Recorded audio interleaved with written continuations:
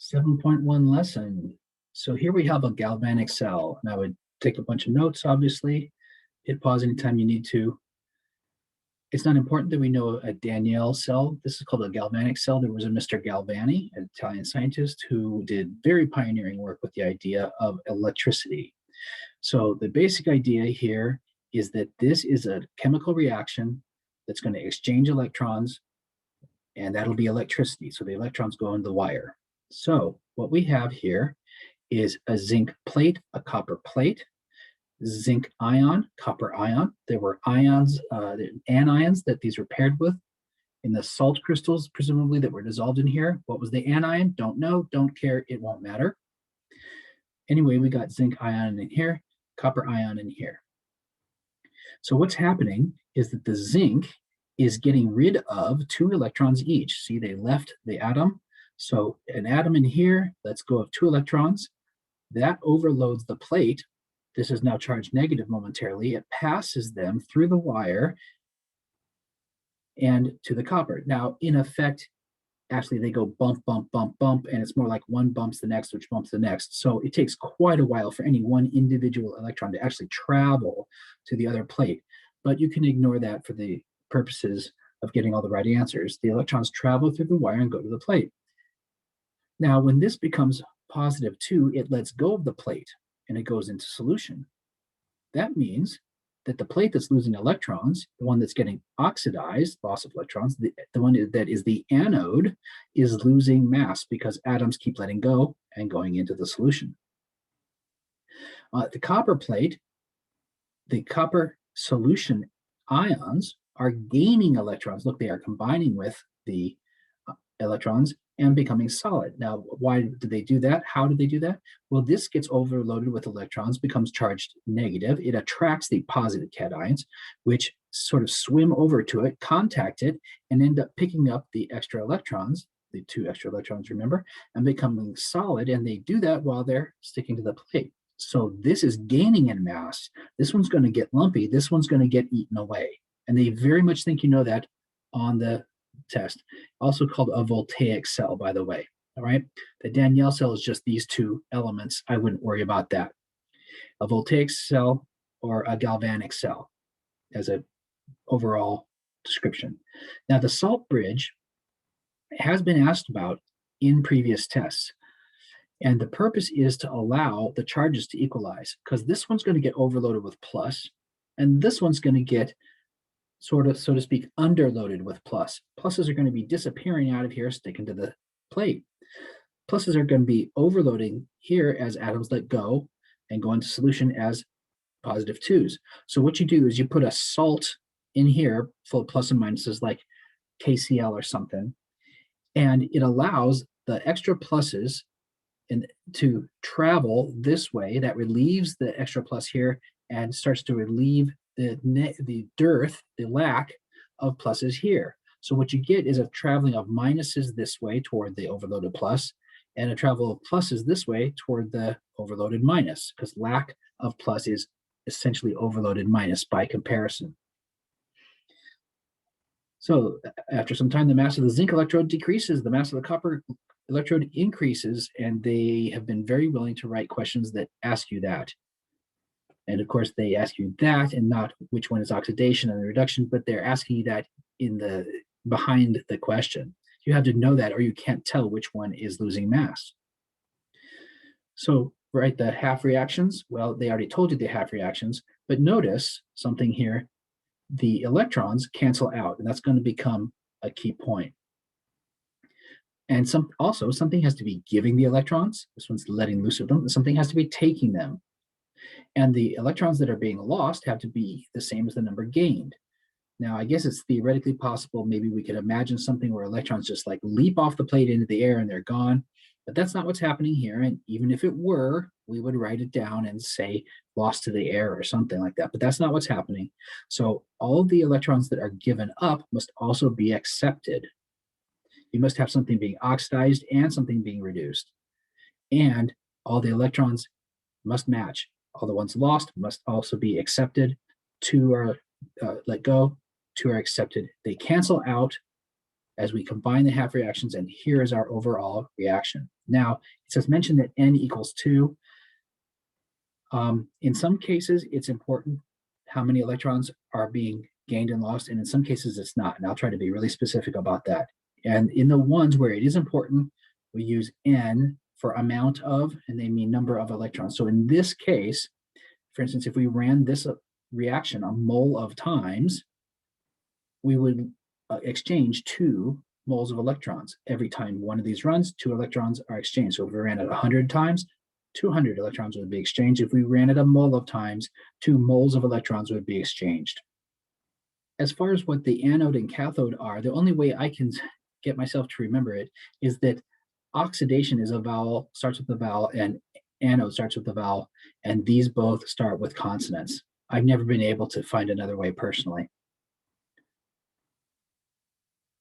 We've already covered essentially B and C and D. So what would the voltage be if a voltmeter were inserted in the wire? Now, what we're going to do here is get this standard table of reduction potentials. And this is going to put a rating on the energeticness of the passage of electrons, depending on what ion you're talking about. For instance, if you find zinc gaining 2 electrons, look, it becomes the 0 charge, the voltage value is negative 0.76.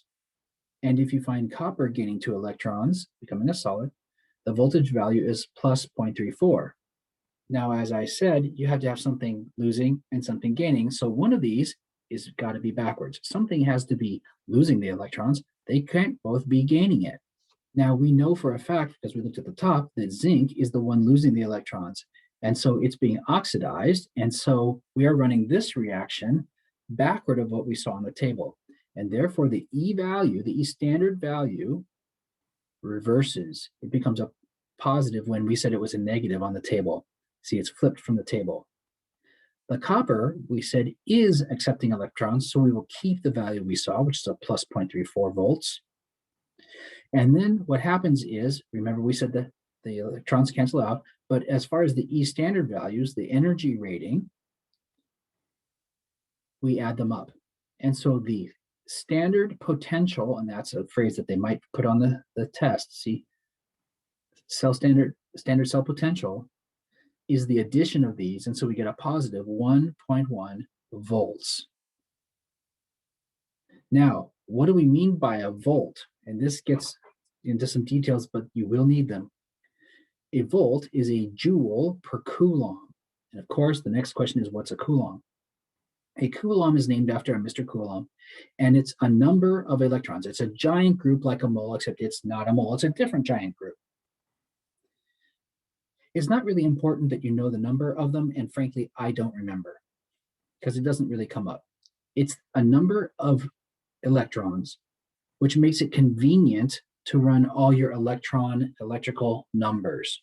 And it was arrived at by a different process of thought than moles, and so it is not a mole. And it was not invented with the idea of a mole.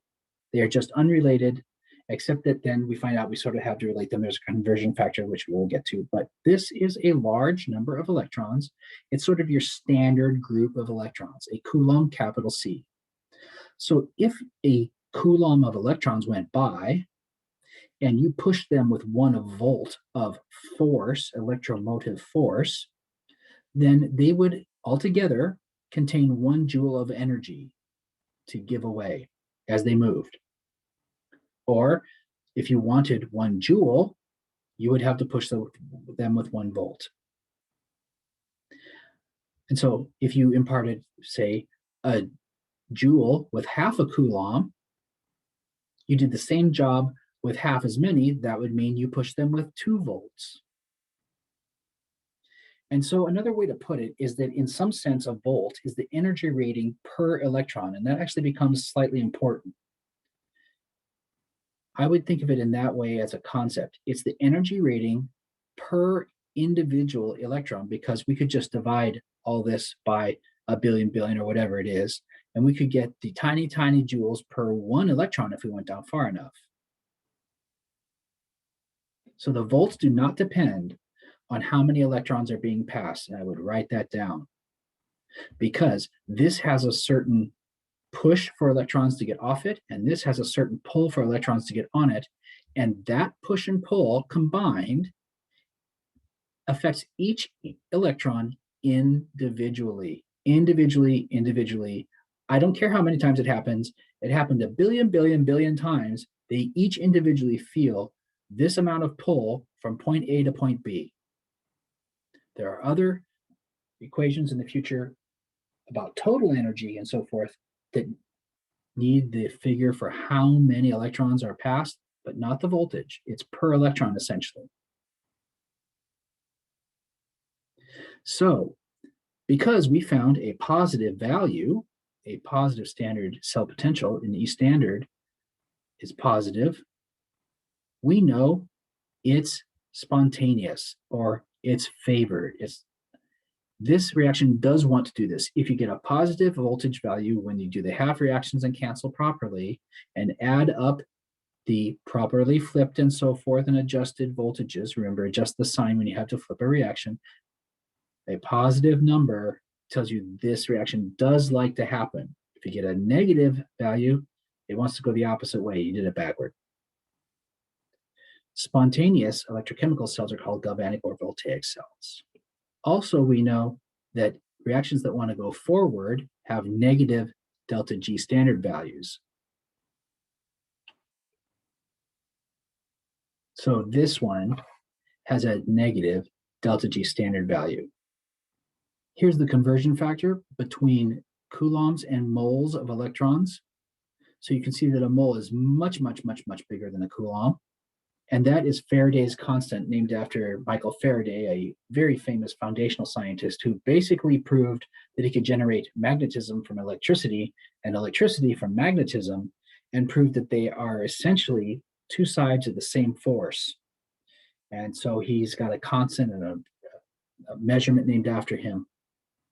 There we go, Faraday's. So this is the constant because it converts between the this would be a Faraday, a mole of electrons would be a Faraday, but volts are based on coulombs, so sometimes we need to convert between them.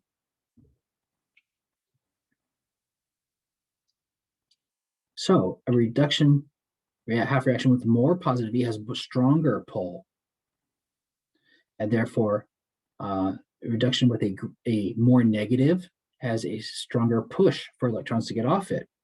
The standard oxidation potential is the reverse and has the opposite value. You could somewhere find an oxidation half reaction table. It's pretty rare. Everybody seems to publish the reduction values, but do pay attention to what you got. You're probably just going to get these. Notice that this one is literally just, in a sense, sort of the mirror image of this one. If you're going to run all these reactions backward, then all the values change in sign, and then the most negative one becomes the most positive one. So all these reactions are these run backwards and all the signs are reversed, which flips it top to bottom when we rate them on voltages.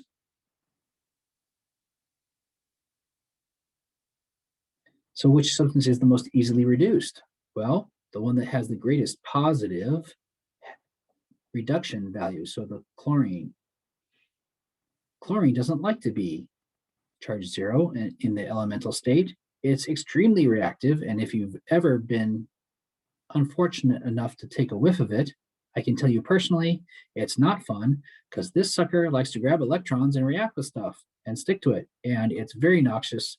And I once refused to show period 6 a certain little lab demo because I was tired of breathing in chlorine gas, and they just didn't get the demo. It was that annoying. In C, we're given a galvanic cell that uses aluminum and lead. Now we have lead 2 and of course aluminum 3. So what would happen here? Let's kind of pretend that that's not there. And let's say, which way would this run? And what would the voltage be? Well, what are the reduction potentials for aluminum and lead? The aluminum reduction potential is a negative 1.66 volts. And the reduction potential for lead 2 is negative 0.13 volts. Okay, they're both negative. We know that nature will make this reaction happen in the direction that gives a positive value. Well, if I flip this one and add it to that, I still get a negative value. So it must be that we flip this one and add it to that and then get a positive value.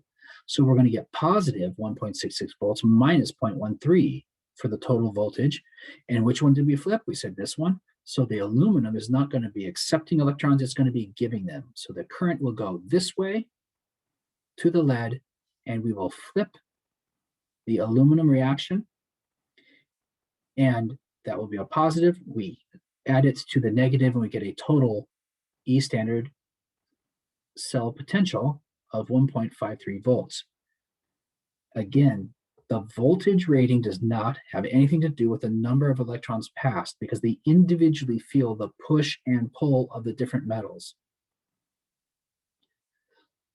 However, what would a mole of this reaction happening be? A mole of the reaction would be where everything balances out completely. You can't give away 3 electrons and then accept 2. And I know it says 6s here, but they've already done the work for us. The electrons given must also equal the electrons accepted. And this was giving 3, and this was accepting 2 previously.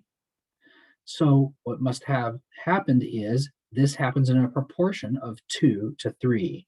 And then we multiply it through by 2, multiply through by 3. That gives us 6 electrons given away, 6 in. Again, the electrons cancel out on both sides, so they don't appear in the overall reaction, but the overall reaction does contain the 2s and 3s. And N would equal 6 for reactions that need the total number of electrons, which one more time is not the voltage potential of the cell.